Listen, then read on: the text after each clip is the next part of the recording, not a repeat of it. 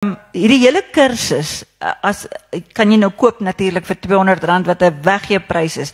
Hy gaan ook van môre af, dink ek, of oormôre, gaan hy op Kobai Vetnooi se webbladsy. Ja, gaan hy beskikbaar wees. En dan ook as jy wat nou vir ons kyk, wil hê ons moet dit by jou kerk kom aanbied, of by jou skool, of by jou maatskappy.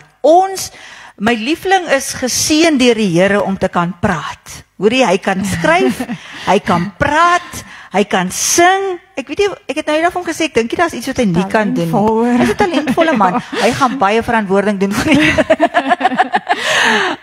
Hy wil vlieg, so ek dink hy gaan nog sy vlieglisensie ook kry. Ek dink wat so wonderlik is nou van AI, is enigiets wat jy wil doen, kan jy nogal daar gaan soek en dan sê hy vir jou hoe om dit te doen. So as my blinde darm 'n probleem is, dink ek hy sal selfs dit vir my kan uitsorteer.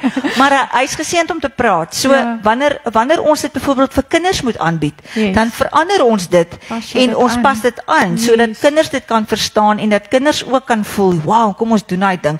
As dit in 'n maatskappy is en jy het 'n sekere afdeling dalk wat jy voel 'n bietjie aanmoediging nodig het of nie presteer soos wat hulle behoort te presteer nie, dan kom doen ons dit daar en ons go for it. As jy 'n pastoor, as jy dalk 'n kerkraad het wat nou heel links wil gaan, laat ons vir jou kom help, man. Ons gaan vir hulle doen daai ding gee en hulle gaan fokus en daar gaan julle en julle gaan soveel dinge bereik. En so kan ek aangaan op enige vlak wat jy dit nodig het, kan ons dit kom aanbied.